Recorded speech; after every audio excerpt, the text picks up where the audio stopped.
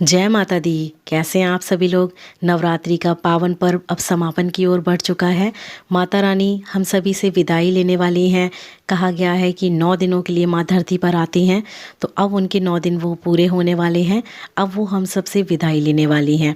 तो विदाई लेने के समय से पहले हमारे दिमाग में एक विचार आता है कि हमने माता रानी के पूजन के समय जो कलश स्थापना की है, नारियल स्थापित किया है या जो जवारे स्थापित किए हैं, उनका हमें कैसे अच्छे से जो है समापन करना चाहिए, जिससे कि उसका अच्छा फल हमें मिल सके। तो चलिए सबसे पहले बात करते हैं जवारे की, जो बहुत ही हरी हरी अच्छी अच्छी खेतरी जो हमारी उगी हुई है माता रानी की कृपा से 9 दिनों के अंदर। उसको जितना आप हिस्सा अपने घर में रखना चाहते हैं वो आप अपने घर में रख लीजिए।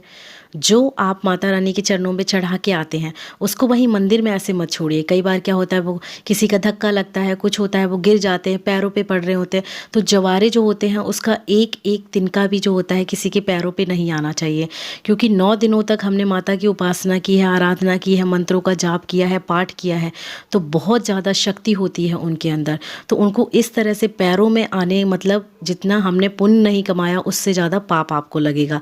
तो वो जो जवारे हैं माता के चरणों से स्पर्श करवाने के बाद आप गौ माता को खिला दीजिए। गौ माता में 33 कोटि देवी देवताओं का वास होता है। जब आप उनको खिलाएंगे तो उन सभी का आशीर्वाद भी आपको प्राप्त होगा। और बची हुई जो जवारे की मिट्टी होती है, आपके घर में जितने भी गमले हैं सभी में थोड़ी थोड़ी सी वो मिट्टी डाल दीजिए, और डेली उसमें जब आप पानी सींचेंगे यानी कि आपके घर में धन की बरकत होगी, धन की बढ़ोतरी होगी। तो इस तरह से जवारे और जवारे की जो मिट्टी है उसका आप उपयोग बहुत अच्छे से कर सकते हैं। अब बात करते हैं जो कलश के ऊपर नारियल स्थापित किया था कि उसका क्या करना है। तो उसको आपको छील लेना है। आप जो कंजिका खिलाते हैं, कन्या खिलाते हैं, तो उनको आपको वो प्रसाद के रूप में सभी को बांट देना है कन्या को, जिससे कि साक्षात माता रानी ही आपके उस नारियल का भोग लगा लेंगी।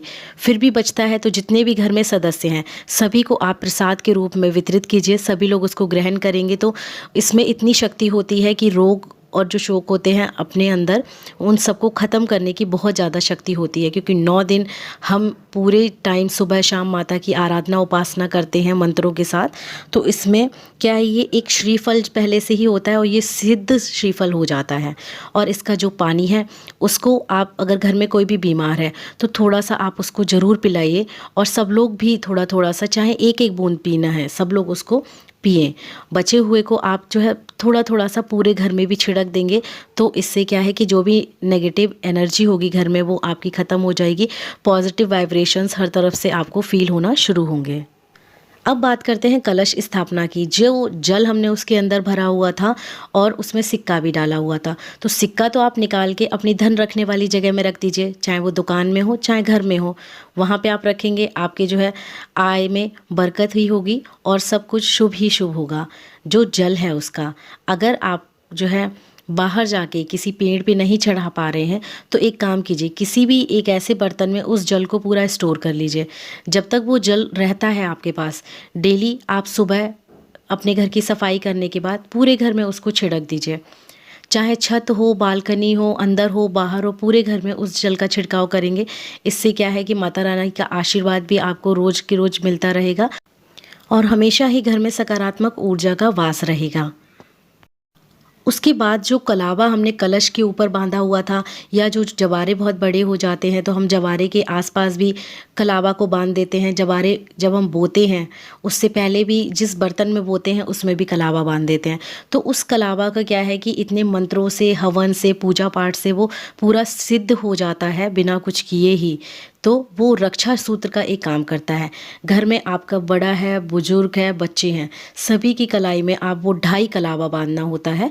वो 2.5 कलावा आप सभी अपने घर के सभी सदस्यों की कलाई में बांध दीजिए। ऐसा मत कीजिए कि इसको कहीं मंदिर में छोड़ आए हैं या कहीं पेड़ के नीचे रख दिया है फिर वो इधर उधर घूमता रहता है, इससे आपको पाप ही पड़ेगा। उससे अच्छा है कि रक्षा सूत्र आपके हाथ में बंधा रहेगा, माता रानी का आशीर्वाद हमेशा आपके साथ रहेगा, कोई भी अनहोनी आपके साथ नहीं हो सकेगी, माता हमेशा ही आपकी रक्षा करेंगी। तो इस तरह से आप माता रानी की पूजा का समापन कर सकते हैं, जवारे का, कलश के जल का और नारियल का, साथ ही साथ कलावा का, क्योंकि समापन बहुत ही अच्छे से होना ज़रूरी होता है। 9 दिन जो आपने पूजा पाठ की है उसका फल आपको तभी मिलेगा जब आप माता को अच्छे से विदाई देंगे और सारी चीज़ें अच्छे से संपन्न करेंगे। तो ध्यान रखिएगा कि आपको किस तरह से क्या चीज़ करनी है। साथ ही साथ ये वीडियो उन लोगों के साथ भी शेयर कीजिएगा जो आपके जानने वाले हैं, जिन्होंने माता की चौकी सजाई थी, कलश स्थापना की थी, जवारे बोए थे, जिससे कि वो भी अच्छे से अपनी सारी चीज़ों को संपन्न कर सकें। दी हुई जानकारी अच्छी लगी है तो लाइक ज़रूर कीजिएगा, साथ में जय माता की कमेंट बॉक्स में ज़रूर लिखिएगा और चैनल को सब्सक्राइब करने के बाद जो बेल आइकन है उसको प्रेस कीजिएगा, जिससे कि जो भी नई वीडियो चैनल पे आएगी उसका नोटिफिकेशन आपको मिलता रहेगा और इसी तरह की वीडियोस आगे भी आप चैनल पर देख पाएंगे। जय माता दी। नवरात्रि की बहुत बहुत शुभकामनाएं।